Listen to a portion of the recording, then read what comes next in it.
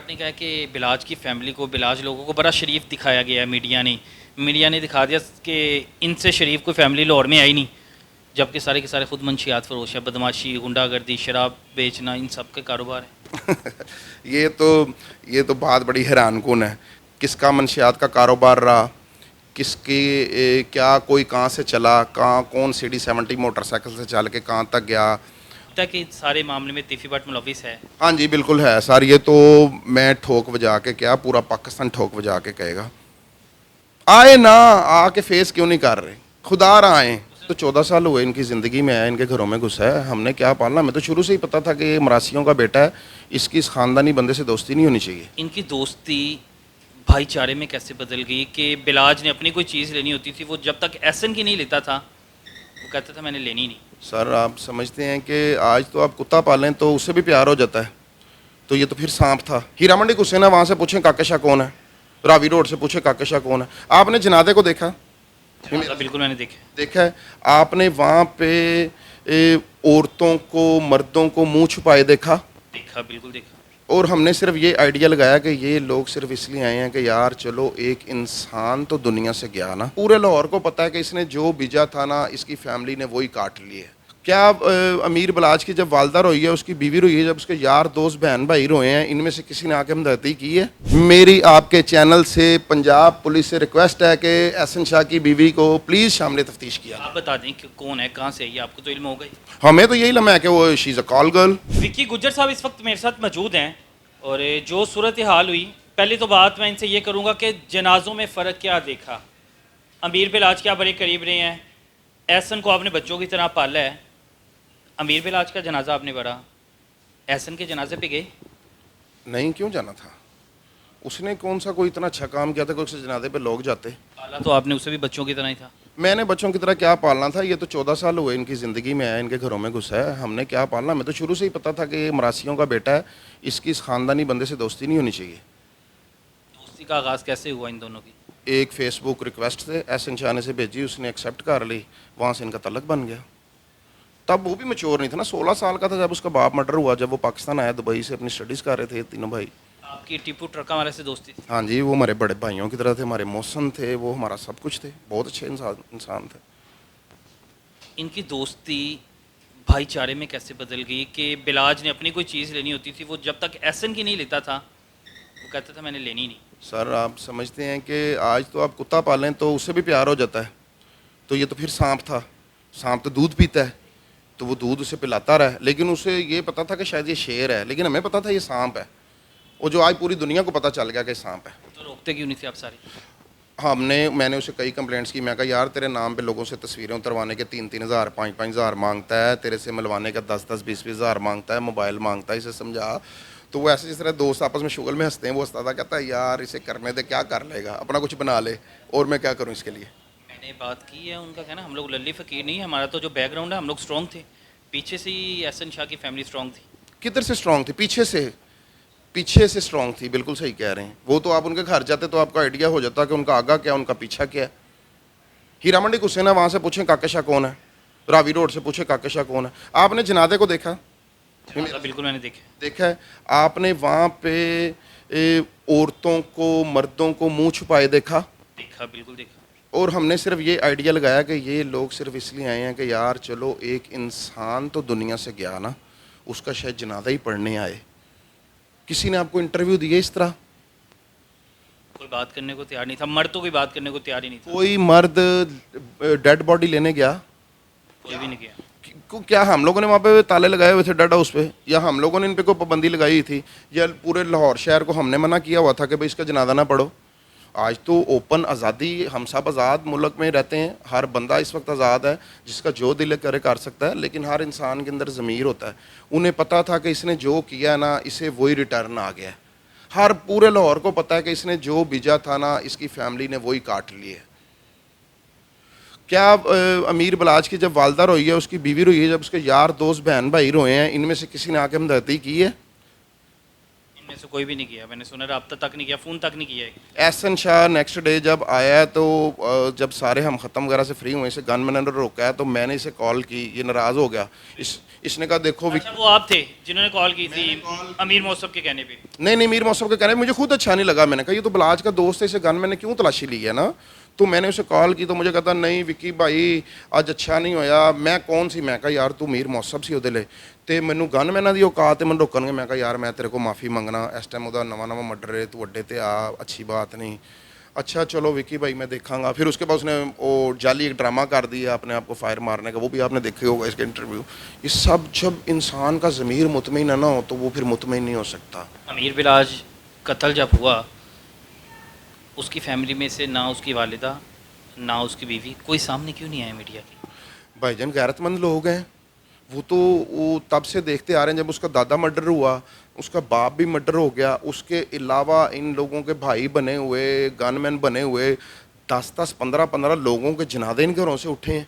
इनकी बीबियों को तो इजाज़त नहीं है कि आके बाहर वाह वेला करें। उन्होंने तो अल्लाह का हुक्म समझा और कबूल कर लिया, लेकिन उनके अंदर बहुत तकलीफ़ें हैं जो हम लोग या फैमिलीज़ वो समझते हैं।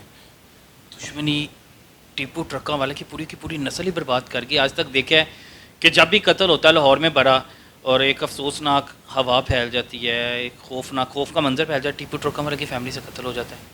मेरी सिर्फ आप लोगों से एक रिक्वेस्ट है कि आप सिर्फ इस दुश्मनी का पता करें। दुश्मनी तो वहाँ होती है कि मैंने आपका को मर्डर किया, आपने मेरा को मर्डर किया, अब काम चल सो चाल हो गया, ठीक है, ये दुश्मनी है।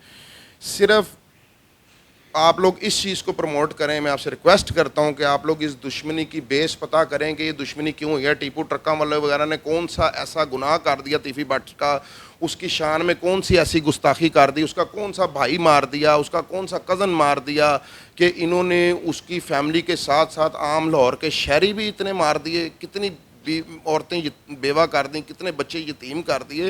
सिर्फ कोई समझा दे कि इन लोगों की दुश्मनी क्या है। मैं तो सिर्फ ये जानना चाहता हूँ, पूरा पाकिस्तान आपकी वसासत से ये जानना चाहता है कि सिर्फ ये पता करवा दें कि इन दोनों की दुश्मनी क्या है। टीपू ट्रकों वाला ने तीफी भट्ट की फैमिली का क्या बुरा किया जो आज वो इतनी सजाएं भुगत रहे हैं कि उनकी तीसरी नस्ल भी मरवा दी है उस शख्स। बिलाज पे एक पर्चा भी हुआ था कि बिलाज ने जाके तीफी भट्ट के घर, गोगी भट्ट के घर कोई फाइटिंग वगैरह भी की थी, इल्म होगा आपको?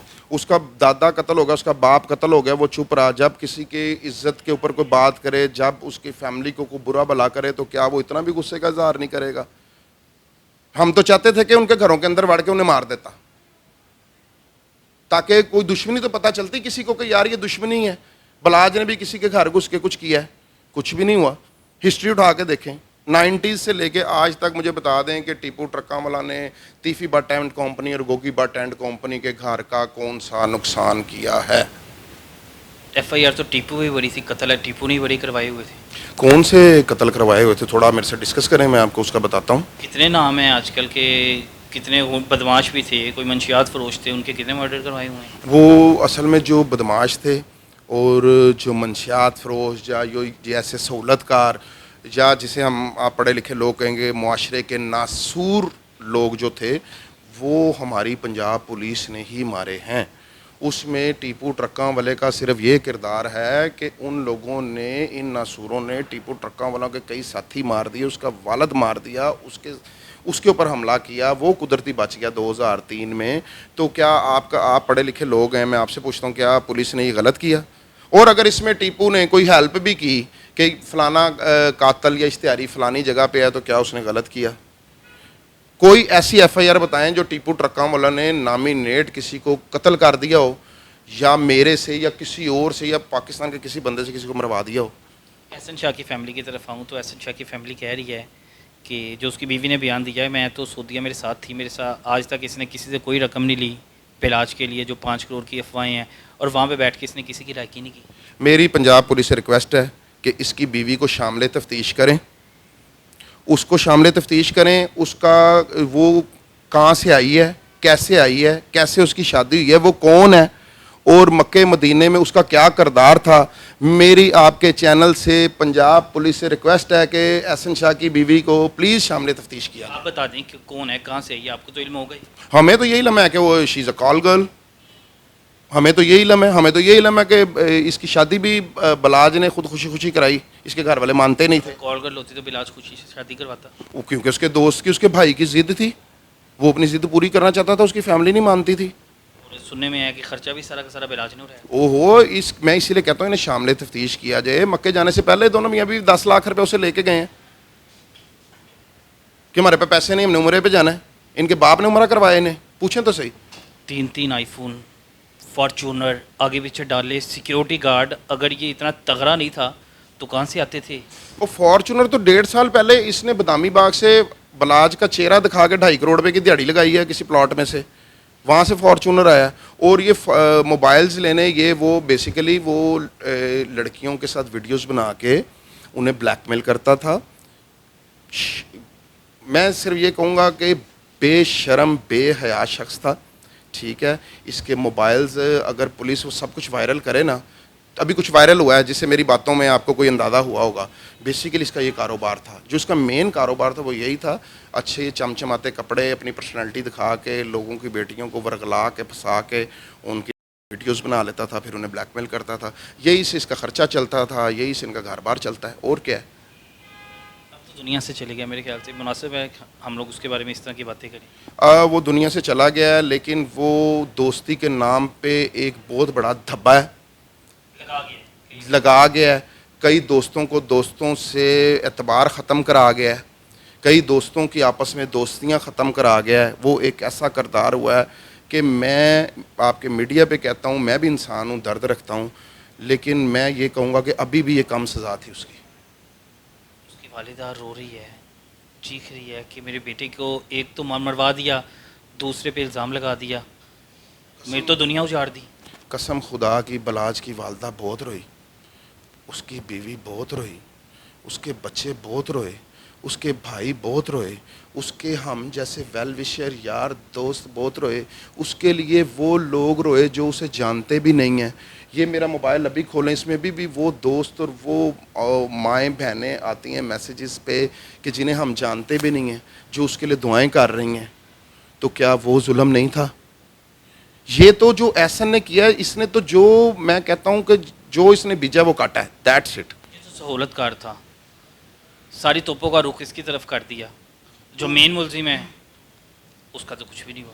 अच्छा, तो मेन मुलजिम भी कानून के, अगर कानून में अगर वो कहते हैं कि हम लोग मुलजिम नहीं हैं तो आके फेस करें, नहीं तो जब कानून अपने शिकंजे में लाएगा तो इंशाल्लाह ताला मेरा ख्याल है कि उनका अंजाम भी ऐसा ही होगा। जिस मुलाजम पे उसके इल्ज़ाम लगा रहे थे, तीफी भट्ट का मुलाजम जो है इसमें सहूलतकार, वो कह रहा है ये तो इन सब का मुलाजम था, हर एक का मालशिया था, हर एक के घरों में जा रहा था, बिलाज के घर भी जाता था, एहसन शाह के घर भी जाता था। मेरा तल्लुक उससे ख़त्म हो गया, कल तो तीफी ने बयान दे दिया। ये तो हम कहीं पे तौनसे वाली साइड पे किसी पिंड च, पंजाबी में कहते हैं कि पिंड च जाके किसी ने समझाइए ना तो किसी को समझ आए। सारी तस्वीरें, इन लोगों की घरों की शादियाँ, इनकी फैमिलीज़ के अंदर उसकी इन आउट सब ने देखी है, सोशल मीडिया पे हैं। वो किसका मालिश किया था, कहाँ कहाँ किसे कैसे कैसे मालिश करता था, कैसे वो यूज़ हुआ, तो वो तो सबको पता है, इसमें तो दोहराया है ही कोई नहीं। तीफी भट्ट ने कहा कि बिलाज की फैमिली को, बिलाज लोगों को बड़ा शरीफ दिखाया गया है। मीडिया ने दिखा दिया कि इनसे शरीफ कोई फैमिली लाहौर में आई नहीं, जबकि सारे के सारे खुद मंशियात फरोश है, बदमाशी, गुंडागर्दी, शराब बेचना, इन सब के कारोबार है। ये तो बात बड़ी हैरानकुन है। किसका मंशियात का कारोबार रहा, किसकी क्या, कोई कहाँ से चला, कहाँ कौन CD70 मोटरसाइकिल से चल के कहाँ तक गया। और ये तो हमारे पाकिस्तान, बल्कि हमारे लाहौर में किसी से कोई बात छुपी हुई है ही नहीं। टीपू ट्रकों वाला की फैमिली, उन्होंने क्या मंशियात फरोशी की या वो लोग क्या कर रहे हैं, किसी से कोई बात नहीं छुपी। वो लोग प्योरली कारोबारी लोग हैं, वो लोग पहलवानी को प्रमोट करने वाले लोग हैं, वो लोग बहुत प्यारे लोग साबित हुए हैं। उन्होंने आज तक किसी को नजायज़। आज का छोटा भाई बता रहे हैं, बड़ा शरीफ है, वो पढ़ा लिखा बच्चा है, वो तो कुछ आना ही नहीं चाह रहा इन चीज़ों में कि मैं इस लाइन में जाऊं या मैं अपना कोई ख़ानदान को और नुकसान पहुंचाऊं। वो माशाल्लाह LLM करके आए इंग्लैंड से, और बैरिस्टर है वो, लेकिन हम उसे एडवोकेट कहते हैं। वो इतना पढ़ा लिखा बच्चा है और इतना शऊर रखता है।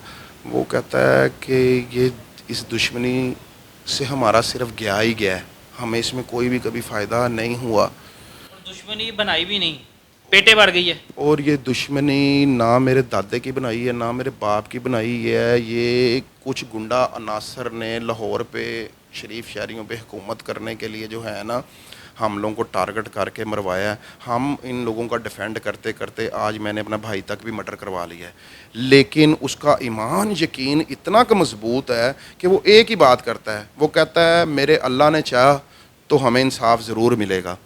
अभी इवन एहसन शाह का पुलिस मुकाबला जो भी ये बता रहे हैं, उसके भाई ने जिस तरह हमला किया, उसकी गोली से वो मर गया, उसने इस पर भी उसने कोई बात नहीं की। उसने कहा ये मेरे अल्लाह का हुक्म है, जिसकी जैसे लिखी वैसे आ गई है। और आगे इंशाल्लाह ताला जो बकाया मुल्ज़मान है, जो मेजर और मेन मुल्ज़मान है, उनके लिए भी जो हमारे अल्लाह के बाद जो इदारे स्टेट जो भी फ़ैसला करेंगे मुझे वो कबूल है।